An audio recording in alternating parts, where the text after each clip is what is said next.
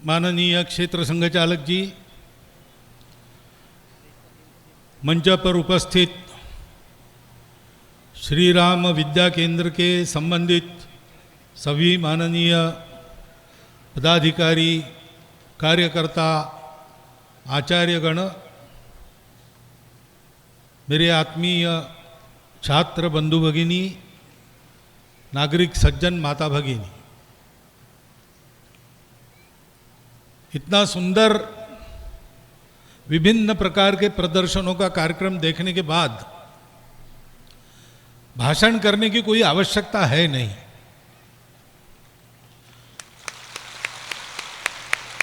परंतु आप सब लोगों ने बहुत मेहनत करके इस कार्यक्रम को संपन्न किया है और मुझे यहां मंच पर बिठाया है, तो कुछ काम मुझे भी करना चाहिए। तो मुझे ये काम दिया है कि अंत में आप थोड़ा सा बोलिए, तो मेरा काम मैं कर रहा हूं। जैसा आपका प्रत्येक का योगदान यहां पर है, वैसा मेरा भी छोटा सा योगदान है। पहली बात तो इस विद्यालय से संबंधित अभिभावकों सहित सभी का अभिनंदन है। अभी भारत की नई शिक्षा नीति धीरे धीरे लागू हो रही है और उसकी विशेषता क्या है? 2 वर्ष तक बहुत चिंतन हुआ, भारत में सर्वत्र सभी शिक्षाविदों से बात हुई और सबकी सहमति होकर वो पॉलिसी बनी। उसकी विशेषता यह है कि पंचकोशात्मक विकास के आधार पर विचार किया गया है।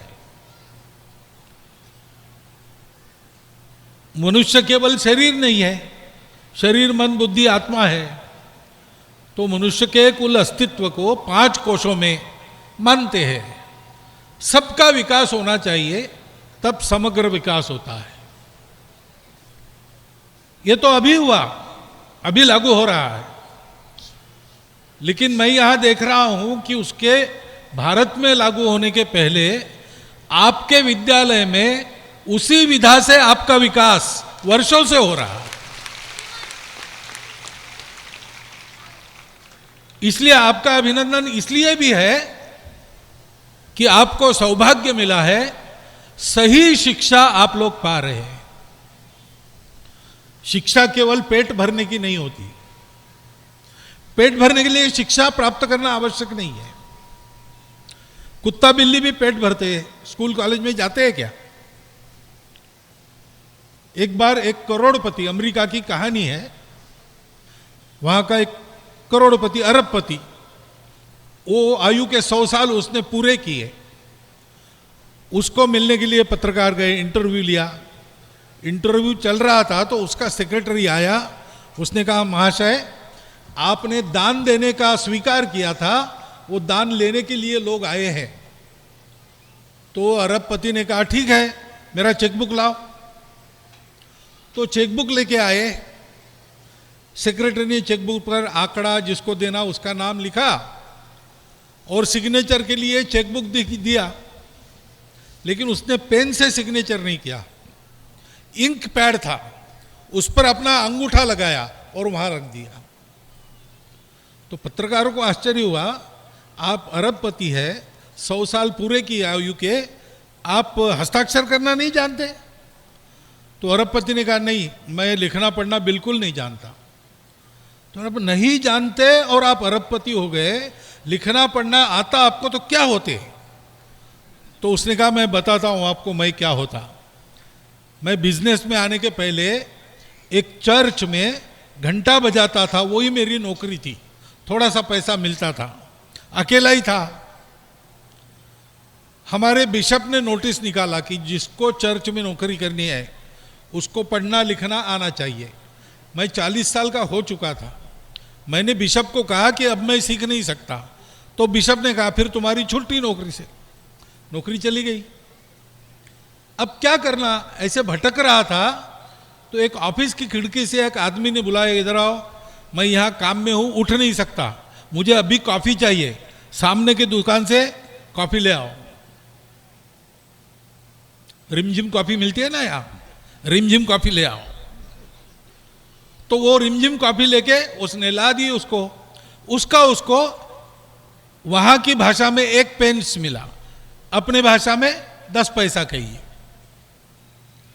तो उसके दिमाग में कल्पना आई कि ऐसे बहुत से लोग होंगे जो काम में से बाहर नहीं आ सकते, सिगरेट चाहिए, कॉफी चाहिए, ऐसा सब उधर होता है। तो उसने यही काम शुरू किया, जिसको जो चाहिए उसके जगह पर पहुंचाना। और करते करते वो करोड़पति अरबपति हो गया। तो उसने पत्रकारों को कहा कि मैं पढ़ता लिखता तो चर्च में घंटी बजाते रहता। शिक्षा नहीं चाहिए, नहीं शिक्षा चाहिए, लेकिन केवल पेट भरने के लिए नहीं। पेट भरना आना चाहिए। कोई भी शिक्षा इतनी समर्थ चाहिए कि शिक्षित मनुष्य अपने पैर पर खड़ा रह सके, अपने परिवार का पालन पोषण कर सके। वो तो सब आपको यहां मिल ही रहा है। केवल पुस्तक का ज्ञान नहीं, व्यवहार ज्ञान भी मिल रहा है। खाना कैसे बनाना से लेकर सारी बातें। किसी भी विद्यालय में यह सब नहीं सीखने को मिलता।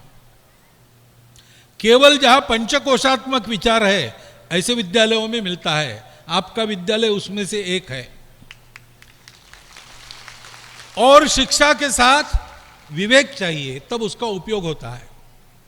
गुरुगृह में 12 साल विद्या अध्ययन करके 4 छात्र घर वापस निकले गुरु का आशीर्वाद लेकर।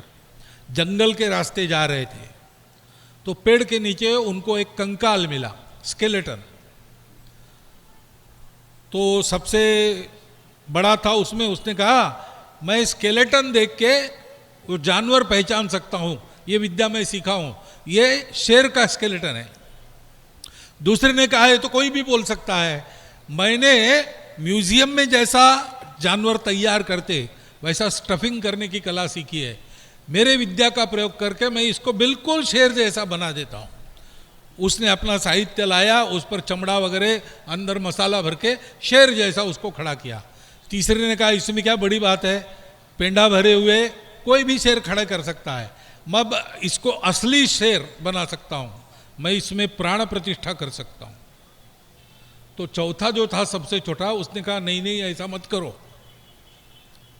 ये शेर भूखा है, बहुत दिनों से यहां मरा पड़ा है, इसको जिंदा करोगे तो हमको खाएगा। उसने कहा नहीं नहीं आप सब विद्या दिखा रहे तो मैं अपनी विद्या दिखाऊंगा। तो उसने कहा कि ठीक है फिर मेरी विद्या पहले देख लो। मैंने ज्यादा कुछ नहीं सीखा, पेड़ पर चढ़ना सीखा है, तो मैं पेड़ पर चढ़ जाता हूं, बाद में तुम करो जो करना है। वो पेड़ पर चढ़ गया, इसने मंत्र जबकि उस शेर को जिंदा किया, भूखा था, तीनों को खा गया। वो विद्या का उपयोग क्या है? विद्या का ठीक से उपयोग करने की बुद्धि चाहिए, उसके लिए संस्कार चाहिए। विद्यावान मनुष्य गुणी होता है, अति चातुर होता है, लेकिन राम काज करीबे को आतुर उसको होना चाहिए। संत कबीरदास जी महाराज ने कहा ऊंचा भया तो क्या भया, जैसे ताल खजूर, पथिकन को छाया नहीं, फल लागे अति दूर। खजूर का पेड़ ऊंचा होता है, छाया किसी को मिलती नहीं, और फल दूर लगते हैं, नारियल जैसे नीचे गिरते भी नहीं, तो उसका कोई उपयोग नहीं।